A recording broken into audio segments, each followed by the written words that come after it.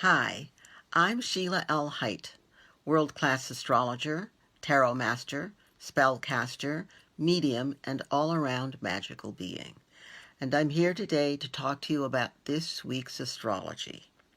So, as you know, Mercury is still retrograde, and it's accompanied by its friend Mars, also retrograde. So Mercury is the planet of communication, how we gather and process information. Mars is how we take action, how we get things done.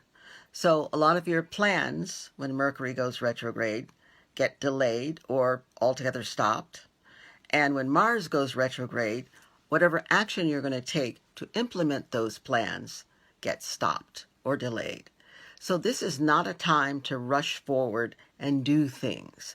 This is a time to take your time, contemplate, and decide what is the best thing to do. And part of that decision-making process when Mercury is retrograde or when Mars is retrograde, and since both are right now, part of that process is to allow the answers to come to you, to allow the instructions you need to show up for you. So, there's nothing much happening. There's always, of course, a lot happening. Mercury and Mars are going to be retrograde all week. However, things don't start taking really or being really impactful past Mercury and Mars retrograde until Thursday, when we have Venus, the planet of women, the planet of gifts, the planet of value, especially self-value, the planet of balance, the planet of harmony and diplomacy. We have Venus in an opposition, there's Venus, in an opposition aspect, there's Mars, to Mars. Mars rules men, how we take action, conflict, it rules aggression, and Mars rules engines and mechanical things as well. So, with Venus and Mars, the feminine and masculine, facing each other, that's not actually a bad thing. An opposition isn't naturally a bad thing. Everything is in opposition to each other to give you a chance to better communicate with it. Right now, as you watch the screen, you are in opposition to me. And that is so that we can better communicate.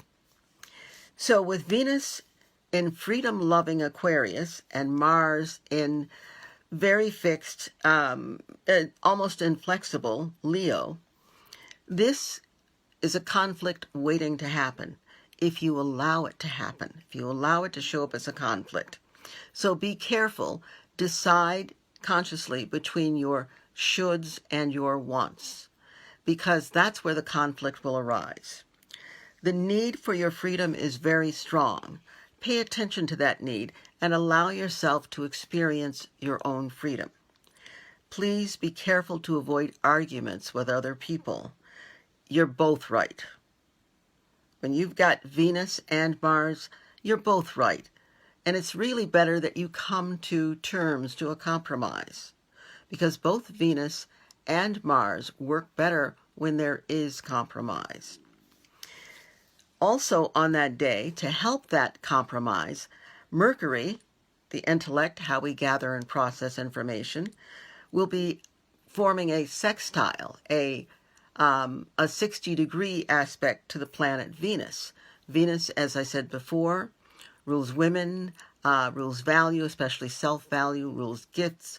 So give yourself the gift of allowing yourself to smooth whatever feathers were ruffled during this Mercury retrograde, and especially during and around this Venus opposition Mars. Very important. Give yourself that opportunity. You have to think about it. It's not going to happen without your thinking about it. But when you think about it, you'll make the decision, yes, this is the best thing for me to do. Remember, you can be right another day. And just because Thursday is the day of the exact opposition, it does not mean that nothing is happening leading up to it and it ends on Thursday. Give yourself a good 2 or 3 days before and allow 2 or 3 days after for the release. So just pay attention to what's going on. On Sunday, we have everything happening, seemingly everything. First of all, there's a full moon. This is a great full moon. It's the last one of the year, and it's a full Sagittarius Gemini moon. So what that means is, among other things, make moon water, which I'll talk about in a minute. But this full moon offers us a gift and a challenge. The gift is the balance between logic and intuition. The challenge is for you to be flexible enough to be able to utilize both of those ways of perceiving and retrieving information. So your feeling is not necessarily wrong because it differs from your thought, and vice versa. They both bring something to the table. What are they both saying? What do they both have in common? So now then, make moon water. Moon water is a very, very, very powerful thing to make and to drink.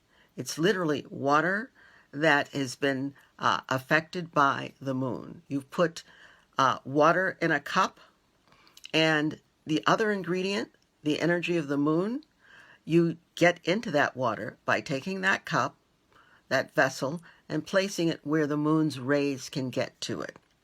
You cover that cup or that vessel. You don't want critters swimming in it. You cover that cup or that vessel, and you let the cup vessel stay in the rays of the moon for 3 days before the full moon and 3 days after the full moon. Then you can drink it or use it in your plants or pour a little in your bath water or cook with it, or your animals love it. They know, naturally, they know, wow, this is something that's going to revitalize me. So this is a great time for moon water because, as I said before, you have access to your intellect and to your intuition, and they can work together. So this is also, Sunday is also the day of something that's not a planet per se. It involves actually 3 signs and 3 planets. 4 signs and 3 planets. It's called a mutable T-square. Mutable in astrology means flexible. And a T-square, there's your top and there's your stem. A T-square indicates that there is opportunity here, but you have to be aware of it. So a mutable T-square is made up of an opposition, 2 planets, one here, in opposition to each other, and a third planet squaring, making an abrasive aspect to those 2 oppositional planets. So the oppositional planets are, of course, the full moon, the sun in Sagittarius, opposite the moon in Gemini. And they are both square the planet Neptune. So Neptune is a great planet, but Neptune very often brings in illusion or confusion. So the best way to handle this T-square is to look to see what sign is missing. Sagittarius sun, Gemini moon, Pisces Neptune. What sign? There are 4 mutable signs. Virgo. So Virgo tells us how to manage the T-square.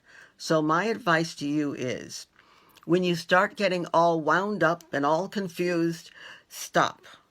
What is there? What is really there? What does it weigh? Literally, let's go to facts. What does it weigh? What shape is it?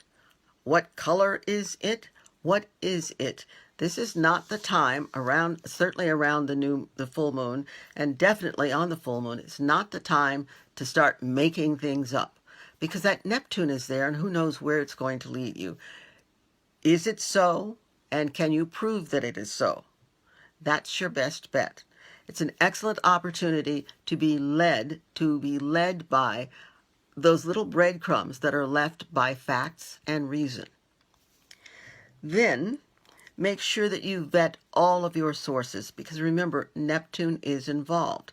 And because Virgo is the key, vet your sources. Make sure that your sources are reliable. Make sure you know where they got their information from and where they got their information from. Vet your sources.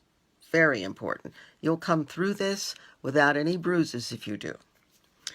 The next, and to me, most important thing that's going to happen this week also happens on Sunday. And that next most important thing that's going to happen this week that happens on Sunday is the planet Mercury goes direct. Yes, we will finally be out of Mercury retrograde jail.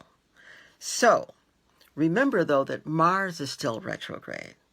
So, while Mercury goes direct on Sunday at about 4 o'clock, 4 p.m. in the afternoon, Eastern Time, we can slowly go about implementing our plans and our ideas, slowly, because, as I said before, Mars is still retrograde.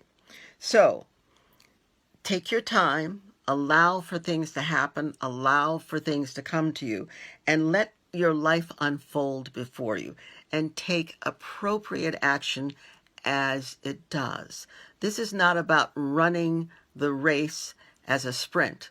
This is about really fast walking, as opposed to any running at all. Fast walking. Because Mars will fast walk and run, but when Mars is retrograde, running is not good. You can trip and fall. Mars also rules accidents. And instead of running, fast walk or amble. For those of you who are good at being amblers, amble. This is a good time. Get a good rhythm going and allow yourself to move slowly and surely. As I said before, Mars retrograde is not a good time to begin new projects. It is a time to finish and complete new projects. So have a great week. Enjoy yourself. Prepare for wonderful Mercury direct, and I will see you next week. Bye.